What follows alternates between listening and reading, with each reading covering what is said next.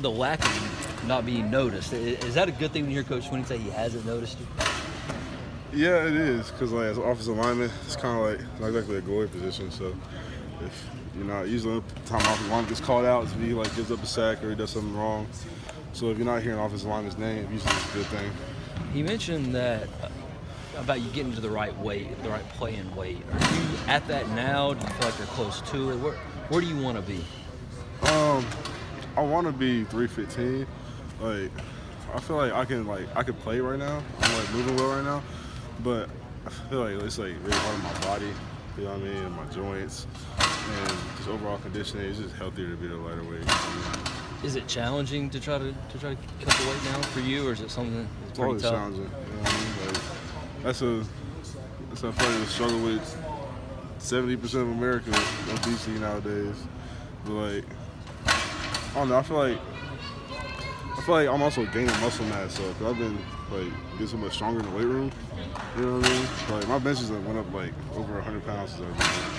So I feel like there's a lot of different factors going into it.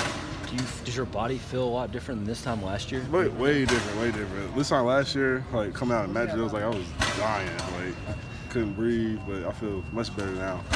That's credit to Coach Batson and those guys.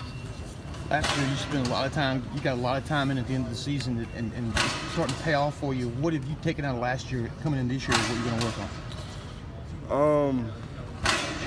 Coming out of last season, like even though like I wasn't getting a whole bunch of playing time in the game, the seasons does wear on your body. You know what I mean?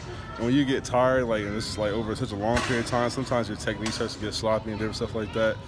And like coming in the spring, it was like real emphasis for me to be like sounding my technique, even though like I'm tired or I'm hurting and stuff like that. You know, like in boxing, like when you get like to the later rounds, whoever's like still keeping the technique usually wins.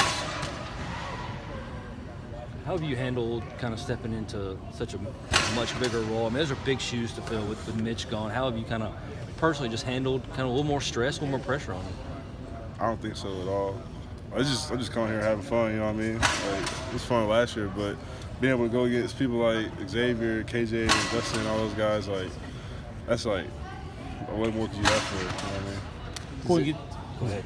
Going against those guys, iron against iron, you know, talk about when you go against those guys in practice, what does that do for you? What kind of edge does that give you going into the season next?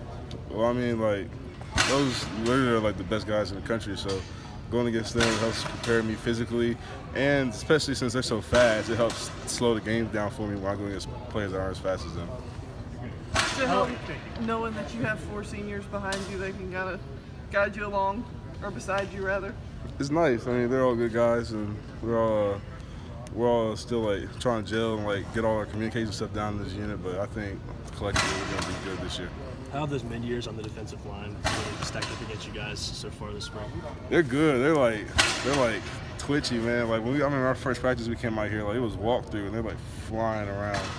And it's just like for them, it's just a matter of just controlling it and getting used to the game and like getting everything mentally so they're able to play at the speed that they're capable of without having to think about all the mental things. Any of those guys flashed out? Definitely Tyler Davis, number 13. That boy is good. Like not only is he like strong and stout, but he also can move. For his age to have such like good technique with his hands, everything's like that, he's really good. Thanks, Jack.